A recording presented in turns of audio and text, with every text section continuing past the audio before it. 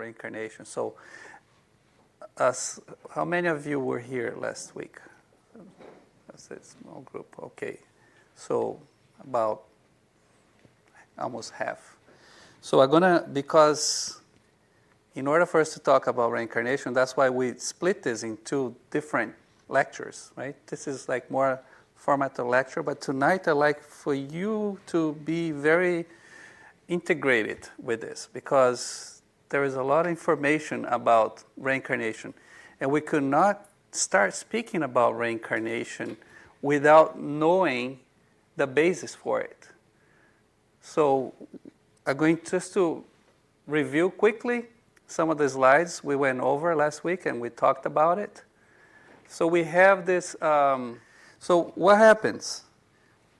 So we established that we are spirits, souls, living in a body. So this body here is like an envelope. We're like a vessel, right? It's not really who we are. We are so much more than this. And the life that we have, that we're living right now, the experiences that we are, that we're going through, good or bad, and unfortunately, in our beautiful planet Earth, we're still in the point of we are still regenerating. We're not very evil, but we're not all good yet. That's why we see that we're evolving. There's a lot of progress. If you go back in the times, we had a lot of wars. Everything was so territorial. We were so close to be closer to the animal than being to our angelic being that we are destined to be, like perfection, right? We're not there yet, but we're so close to be that part of being, our being incarnated into the human being. So the human being is an experience of progress and evolution, not just biological evolution, because we do have that too. We're talking about spiritual evolution, moral evolution, intellectually, emotionally, psychologically, and more importantly, spiritually. So this is a source of what we get all this information that not talking about out of my own knowledge. We use the Spirit's book as basis of our discussion, our reflection, and the information we bring here. So under, I think this plant is kind of right here, cutting for Mavis. This one, can you see? There is, yeah, good idea. Thank you. Yeah, thank you. So there it goes. So we have in this chapter 10, the law of liberty, and then we talk about free will, and then we talk about the spirit life and choice of earthly trials. So once we talk about choice of earthly trials, we're talking about the divine justice. God is so just, is so fair that He recognizes that we, His creation, we're weak. And we are like children, right? We need to grow. And we have stages in our lives that we're very immature, but eventually we get more mature, we're able to make better choices. I'm not going to go over all these slides. I'm just going to go to some important ones this is one of the most important ones. So last week we talked about how this avocado is a good symbolic, okay? Don't think that we are. So the outside of the avocado is really who we are in the outside. It's really superficial, but this is like how we relate to everything in the world, material. So this is our material part. And then the seed, it's our spirit. So a spirit is an intelligence. It's a power. And you can say, but the seed is really like, it's hard, it's like matter. No, it's just symbolic. It's just a representation, because the spirit doesn't really have a matter. It's no matter. No matter. It's just spirit. Between the spirit and the body, right, we have this pulp. That's called the perispirit. Is this fluidical body that we have, and then is this the same as an aura? Could be, but there is much more to it. between the spirit and the body, and that's who we really are. We actually the three, right? But there is in between the spirit and the body, there is this other fluidical body of ours that makes the communication. So this is so pure, and this is so not.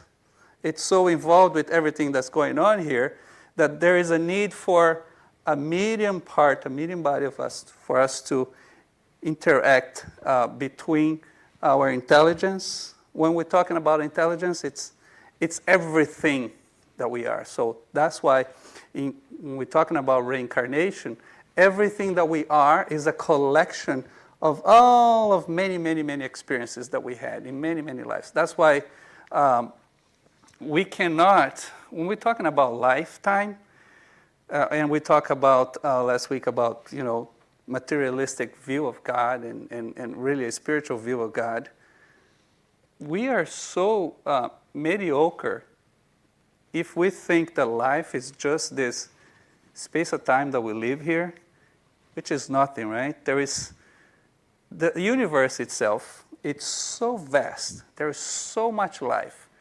We have no idea how much life, how much power we are. We have no idea right now of who we actually are. That's why we're always doing the philosophical questions. Who am I really?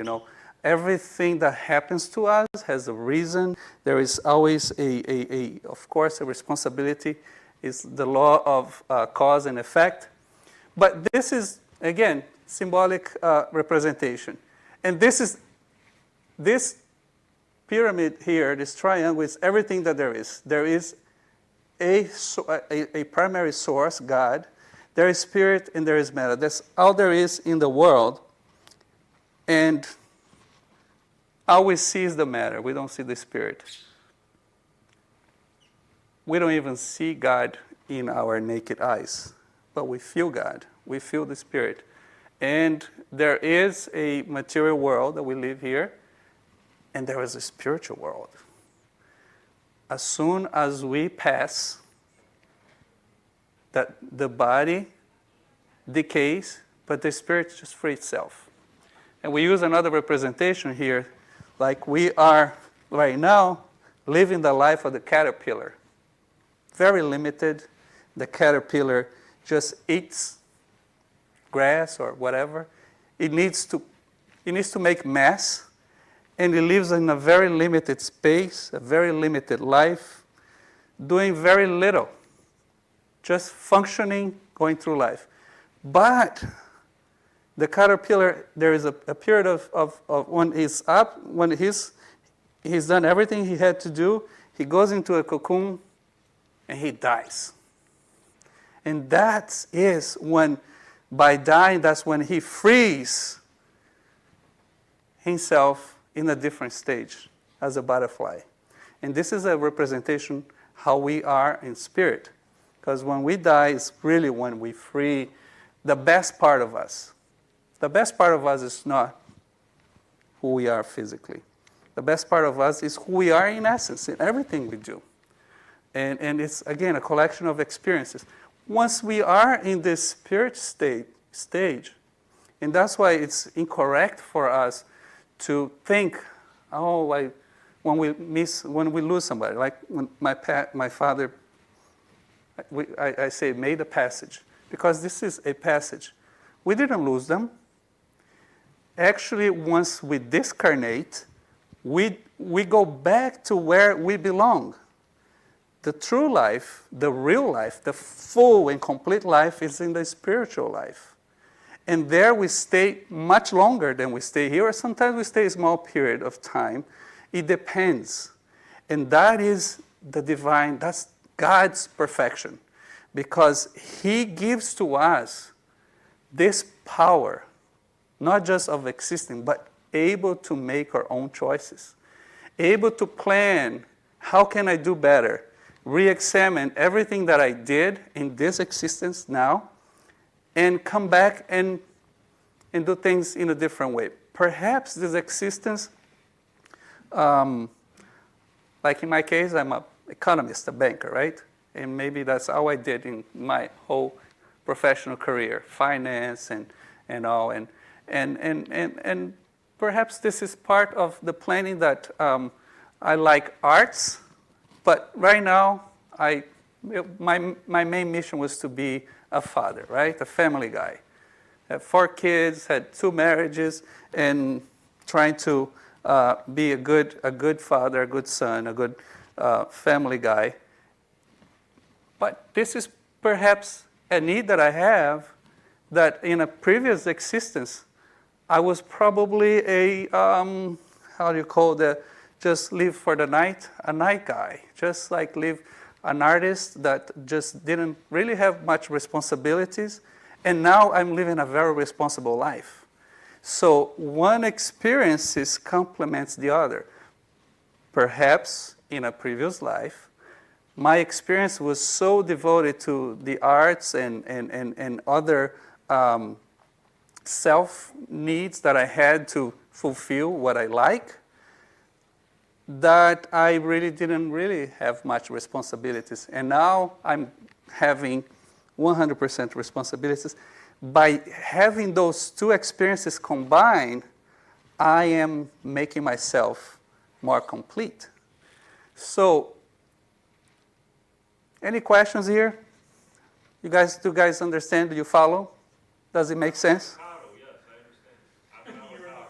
You're the avocado, that's it. Guess what? Since we're talking about the avocado, very good. One of the things about the analogy that we have in the avocado seed and the spirit is because what is the spirit, right? We are intelligence.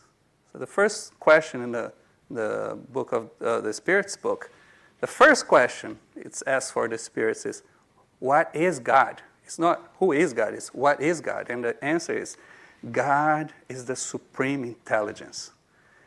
Is the primary cause of everything. So we're talking about intelligence. So this is not just a seed of an avocado. This seed has so much intelligence because out of this seed, a tree was going to form. It knows exactly, probably it will produce hundreds of avocados. These avocados will carry on other seeds, other avocados. So there is a intelligence there. And it's not, when we're talking about intelligence, in our case, here we're talking about physiological intelligence, right? In our case, our intelligence, it goes beyond that because we are many stories. We relate to people in so many ways. We love. And the power of love, it's what makes us equals to God. That's why we are creation of God, because God simply saying it's the most expression, the most powerful expression of love, and we are capable of loving. And that is so unique and so powerful and so transforming. And with this power, we can really, really move mountains. And we can also use that power in the wrong way, because the lack of love is hate. And that also has a power for it. So I'm going to jump here to the relationship between us and God. The choice, God and me. God supplies what is lacking through his inexperience, talking about a spirit, by tracing out for him the road which he has to follow, as you do for the infant in its cradle. But he allows him, little by little, to become the master of his choice in proportion as his free will becomes developed. And it is then that he often loses his way and takes the wrong road, if he do not listen to the advice of the good spirits who endeavor to instruct him. It is which may be called the fall of man. So, that was this presentation about the free trials.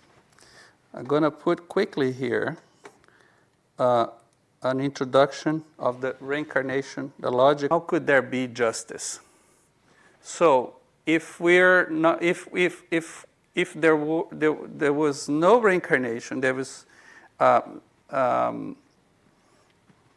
if we didn't have the ability to come back, if we didn't have the ability to continue improving, and if this was the only shot we had in our own existence, it would be so limited. And that reincarnation is really what proves how God is powerful, how God is good, how God is just. So when we're talking about justice, we're talking about incarnation of punishment and our only guilty spirits subject to it. So this is like, if you're going to put incarnation or reincarnation in a very negative perspective, it's like, do we need to go through a punishment in order for us to get better? Not necessarily. Like, God, being supremely just, must regard all his children equally. That is why he gives all of them the same starting point, the same aptitude, the same obligations to fulfill, and the same freedom to act. Any privilege will be a preference, and any preference an injustice. But incarnation is nothing for all spirits, but a transitory state. It is a task that God imposes on them upon their entry into life as their first test of the use of their will to make of their free will. So, this is really a natural occurrence. On what is the doctrine of reincarnation based? On the justice of God in Revelation. We will repeat this to you over and over. This is the answers to Allan Kardec from the spirits. A good father always leaves the door open, the door of repentance open to his children. Doesn't reason tell you that it would be unjust to keep an eternal bliss from those who have not enjoyed the opportunities needed to improve themselves? Aren't all people God's children? If it is only among selfish human beings that we find iniquity, insatiable hatred, and unforgiving punishment. So, I will stop here with the theory, and I would like just to share with you, there is proof of reincarnation. I don't know if you're familiar. There is actually a very famous psychiatry, Dr. Brian Weiss. He wrote a book, Many Lives, Many Masters. It was a classical, beautiful book. It was about a story of one of his patients that he did a regression. And he was a trained, very orthodox psychiatrist, and that was a normal thing for him to do. But with this one patient, she started to go back to previous lives and telling stories and recalling facts of many hundreds of years and many lives. And in between the story, in between she's sharing that experience, she would channel masters, spirits of a higher order that will bring some messages. And he was able to have the presence of his father and his infant son that had passed, and he was definitely taken by it, and very true facts. And the lady, that his patients, she was healed by recollecting those experiences, and he wrote about 10 books on the subject. But there is a Dr. Ian Stevenson that is one of the notorious scientists of reincarnation, right? We're going to share with you I have a quick video of Dr. Ian Stevenson, because he passed in 2007, I believe, and he left Dr. Tucker, and he continued his work. Dr. Ian Stevenson documented thousands of cases in which he studied children who will recollect of other lives, and he will collect the facts. he will study and he will prove that those stories were true. So let's go to this quick video here. And his successor, Dr. Jim Tucker. This work began here at the University of Virginia back around 1960. Ian Stevenson was the chairman of the Department of Psychiatry. When he heard about these cases from various parts of the world of very young children who said that they remember previous lives, and he was curious enough where he decided to investigate and spent the next 40 years of his career traveling to various parts of the world. And he and his colleagues during that time, we've now collected over 2,500 cases of these young children who are making these claims. So then our task becomes trying to sort out what is this? What is causing kids to say this? And one way to test this is to see if what the child says actually matches a particular person who lived and died in the past. Ian Stevenson would actually go to the city, take the child with him, and in some cases the child would point to specific places, bringing up specific dates and places and names. Of course, we can't rule out coincidence. We can pretty much rule out fraud in most cases because Dr. Stevenson was a very careful investigator. He wrote in an academic style and like a lawyer, presenting the witnesses, where the evidence came from. He had subjects take lie detector tests, sign affidavits. He was so concerned that the evidence would be accepted in the scientific community. We use the term solved and unsolved. And solved means that a previous person has been identified whose life matches the statements that the child made. Of the 2,500, it's probably roughly 50-50 the ones that have been solved versus not solved. Even to his dying day in 2007, he never claimed to the scientific world, I have got the ironclad proof. Remember, he had that skeptical spirit. Nevertheless, someone as careful as he was so strongly moved towards the possibility is, to me, a fairly powerful argument. James Leininger was a little boy in This Louisiana is a very who interesting story. began saying that his plane had crashed, that he had been shot down by the Japanese. He gave some very specific details. In fact, this was when he was 2. His parents were able to ask him questions about these horrific nightmares he had about a plane crash. And he was able to say that he had been shot down by the Japanese and that his plane had flown from the Natoma, is what he named the boat that his plane had taken off of. In addition, the boy later saw a picture of Iwo Jima and said that was where he was shot down. Also, it began saying that he was the 3rd James. When his dad searched online, he eventually found that there was the USS Natoma Bay. The Natoma Bay was involved in the Iwo Jima operation. There was one pilot from the Natoma that was killed in Iwo Jima, and his name was James Houston, Jr. So James Leininger would be the 3rd James after the Jr. Another detail that James gave was that he had a friend named Jack Larson, and it turned out that there was another pilot on the Natoma named Jack Larson. The child was talking about a past life from more than 50 years before, which is unusual in our cases. So there was seemingly no way that he could have known the details that he came up with. Goodbye, James and Houston. His father was an evangelical Christian who was totally resistant to reincarnation. But his son gave out so much information about World War II. They said, you know, he could not have learned this watching Sesame Street. I salute you. I think that what reincarnates, as far as one can tell from all the literature and so on, is the essential self. Interesting story, isn't it? And there are thousands. So now science, it's very, very, very, very close to the work that Mr. Allan Kardec put together. This book is called Heaven and Hell.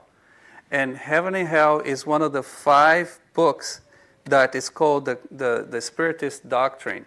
So the first one being the Spiritist book, the second one, the Medium's book, the third, the Gospel according to Spiritism, the fourth, Heaven and Hell, and the fifth is Genesis. Heaven and hell is exactly accounts of various, many spirits who came to give testimony. And how do they do that? Through mediumship. So we are all mediums. We all are born with this faculty. But some of us have this faculty a little more developed. We're more sensitive. And when in the right, that's why the mediums book, Allan Kardec wrote the mediums book, because there's mediumship ever since the world is the world. We were always able, humans always were able to speak with the spirits because we are spirits. So communication is just a way of, communicating, talking, right? It's just that we are in different planes. There was always a way much more primitive to the regular conversation between human beings. We always talk spirit to spirit. That's why when we go to sleep at night, when we dream, it's pretty much our spirit leaving our physical body and having a spiritual experience. Not just that we talk to other spirits, that we go to places. And most of the times we don't really have a very good recollection. It doesn't mean that we do that every single time, because it's how our thought is attuned. If my thought is so attuned to so much physical, I'm so worried about everything that's going on here, I have very much less spiritual experiences than if I am more in a state of praying, if I meditate more, if I'm more at ease, the more peace we find inside of us, the more we open to really free ourselves. So in the heaven and hell, Allan Kardec separated the book in many chapters. He has a part 1, which is a doctrine. A part 2 is examples. And then he separates the examples. Is the account of spirits, because with those testimonies, it gives us a little more clarity. It gives us a little more even hope to understand how things are in the spiritual world. So he has a chapter for happy spirits, and they talk about very happy experiences.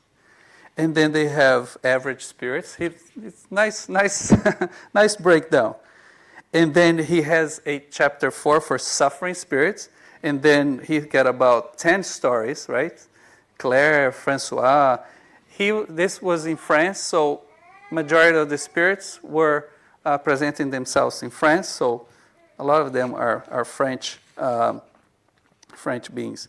And chapter 5 is just about suicides. Spirits, people who left Earth through suicide. And then we have repentant criminals, hardened spirits, and then earthly expiations. I'm just going to select one story here about a spirit account in 513, the story of a servant. Would you like to hear this story? Yeah? I need a volunteer, so it's not only me talking. How would you like to do some reading first? All right. So let me figure this out. I guess I'll hold it. So the story of a servant.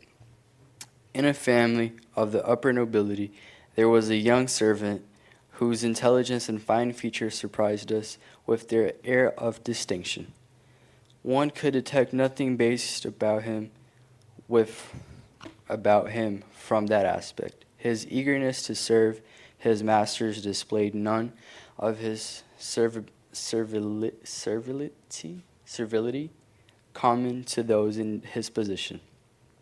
When we returned to visit this family, the following year, the young man was nowhere to be seen, and we asked if he had been dismissed. No, we were told he had gone to spend a few days in his hometown and had passed away while there. We mourned his loss a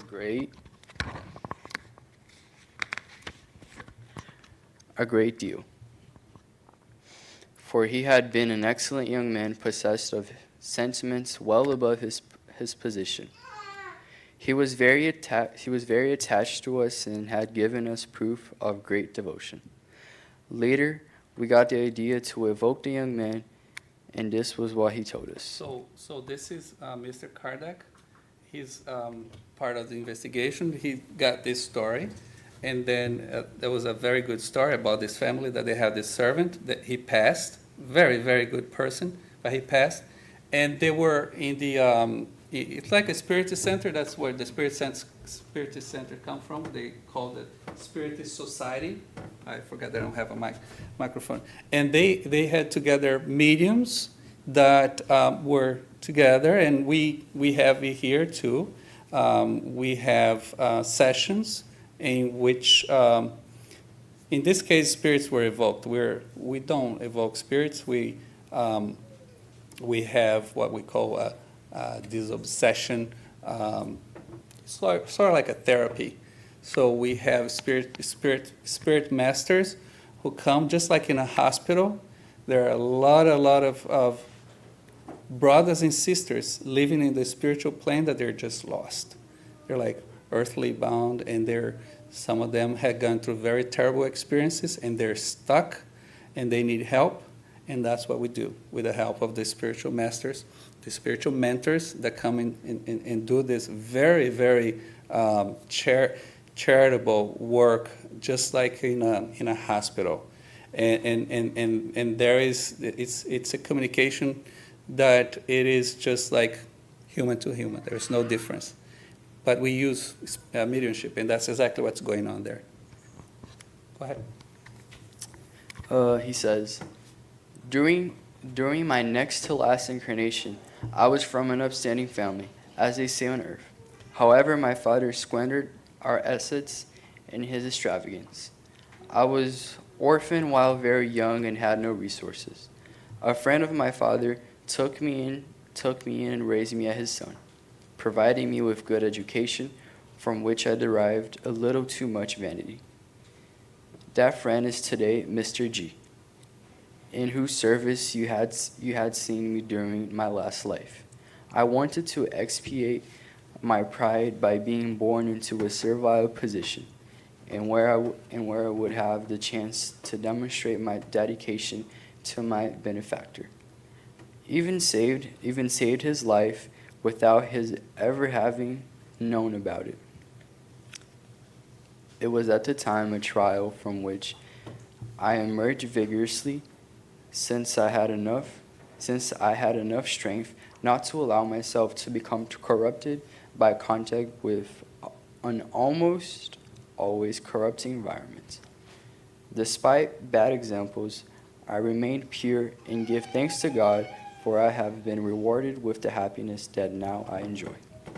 Yeah, the story continues, but thank you so much, Dave.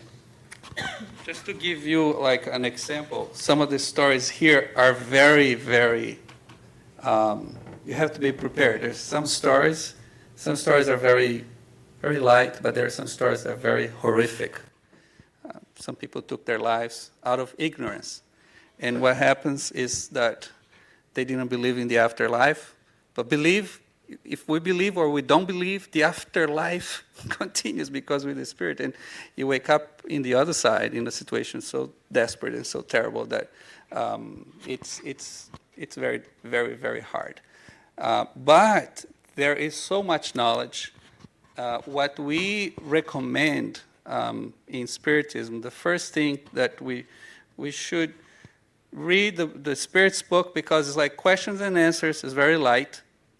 You don't need to get started with heaven and hell as for understanding the basis of Spiritism and gain knowledge and getting a little more understanding about the spiritual plane and this plane. Our time is very short, so we have to wrap. I just wanted to leave you all here with the with this message that we are, and I think Livia shared this today with us. It was Aristotle Aristotle, right? Say Aristotle. Yeah, but in English I think it's Aristotle, this philosopher, and he says that we are not what our actions are. We are the continuance of our habits.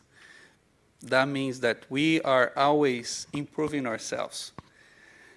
The in the scriptures, the Bible, Jesus was very clear about reincarnation when he's asked in Matthew chapter 1, verse 17. His disciples and everyone, the Jewish back then, they were expecting that the prophet Elijah was to come before the Messiah. So Jesus was the Messiah, so they couldn't believe that Jesus was the Messiah because Elijah had not come back. And Jesus says, in fact, Elijah has come back. For those who wants to believe it. He was John the Baptist.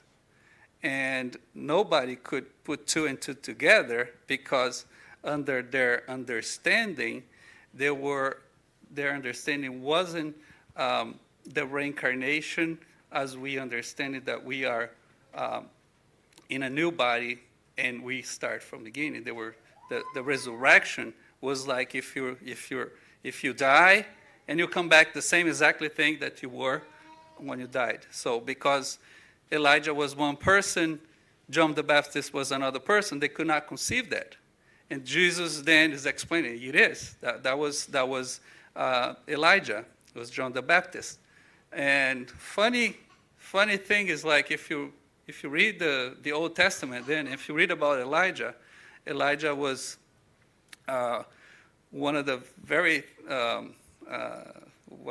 one of the things that really marks that when he had a revelation from God, and he proved that God was God, and all of those other priests who were opposing to him, he had them all decapitated.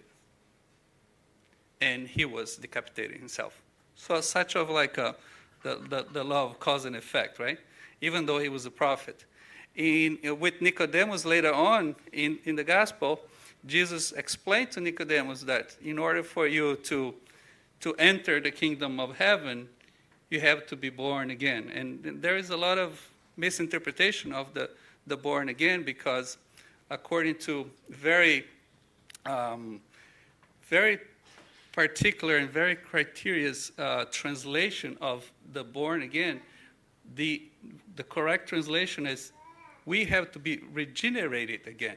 So even biologically, we have to actually be regenerated again. So that's why Nicodemus says, but how can it be possible, a grown man like me, to go back inside of my mom's womb and be regenerated? And then Jesus explained that, the body, it gives life to the body, but the spirit, it's the spirit. God gives life to the spirit.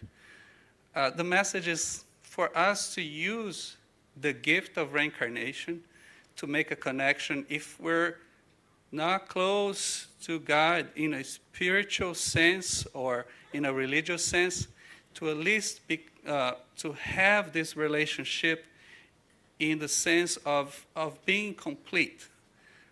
If we're going to struggles, and this is why we go to trials, tribulations, it is part of a planning that us using our free will and using the gift that God gave us for us to make choices, we have written our path, and we're living it now. It's not predetermined. It is a product of free will and love. And this is a short time. Whatever situation we're going through, it will pass. It is very short. There is so much love. There is so much life. There is so much power. Every time that we think a problem is big, let's just disregard that, because life is much bigger. We are so much bigger. We're so much powerful. And let's have this connection with us so we can reassess how we think about things. Because when we make things so big, things are very little. And concentrating how I can always be the better person that I want to be. Thank you so much.